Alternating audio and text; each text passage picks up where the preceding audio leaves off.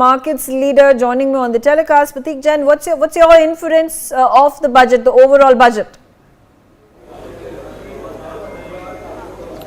I think it has been excellent. I guess, there are 3-4 areas that I think is important. One is enhancing the consumption, because the consumption has been slowing down, particularly the urban consumption. And to that extent, this major tax relief, and I don't think I remember any time in the past where from 7 lakh rupees to 12 lakh rupees, the exemption has increased significantly. So that means more money in the hands of the consumers. That's great news, and that should increase the economic activities as well. Second is the thrust to MSME. A lot of discussion on micro and medium sort of enterprises, ease of credit, increasing the limit for the turnover, and so on. Third is exports. A very, very systemized kind of a plan to increase exports and increase India's competitiveness. And fourth is ease of doing business and tax certainty. So a new income tax bill is going to be coming soon, which is going to be 50% lighter than what you had earlier. A lot of significant changes in tax compliances as well, both for multinational corporations as well as small businesses. So I think overall, if you see the key objectives, which is Make in India, increasing the consumption, providing more tax certainty and enhancing ease of doing business, this budget, there is a tick box in all of those boxes.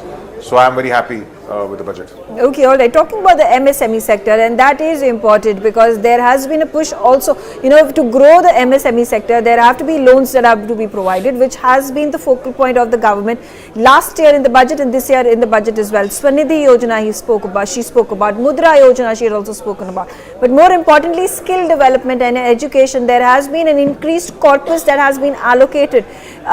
Is there then going to be a gap filled between the demand and supply for skilled labor? No, look, we'll have to see, but I think the gap will be narrower. You're right, in the upskilling side, there is again a lot of thrust on the upskilling. There has been discussion about setting up a food technology institution. There is a lot of focus on AI, which is really the buzzword now, and how government can intervene more meaningfully in this whole AI journey for the government as well as businesses. So I think there's a lot of focus on skill development, and this is a major issue. And this combined with the thrust on MSME would mean that over next few years you will see better skilled people and better finances for running the businesses. So that gap should narrow between the demand and supply. Right, and also specifically talking about artificial intelligence, and that's a beast that we perhaps largely have not been able to tame. How are AI excellence centers? Can there be an impact of creation of these excellence centers in overall improving the industry in our country? How does AI impact real estate, impact businesses, impact other MSME sectors?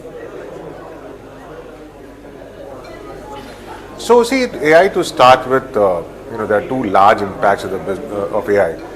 One, for the businesses, a lot of things can be done by AI where you today need people.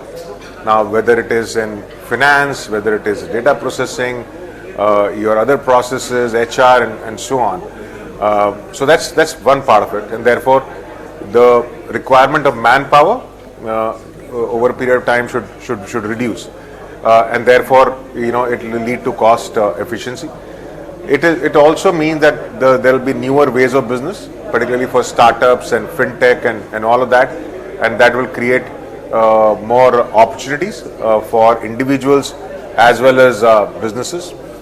Center of Excellence has been set up for AI in the last period, and this period the scope has been expanded to include some other sectors as well. Yes, I mean the lead on AI has been taken by, let's say, US and China, but I think a lot of startups and the young entrepreneurs in India are working very extensively, and if they are incubated and encouraged, you will see India coming to the fore very, very soon. But most of the larger companies today are trying to adopt AI, which will lead to a lot of efficiencies over next 6 months, 6 to 8 months, and everybody will have to be geared up. I mean, you and I will get impacted by AI as well in our day-to-day life as well. So we all need to embrace AI in a meaningful manner and see how we can make our life simpler. Right. The Maritime Development Fund with a corpus of 25,000 crore has been set up for long-term financing for the maritime.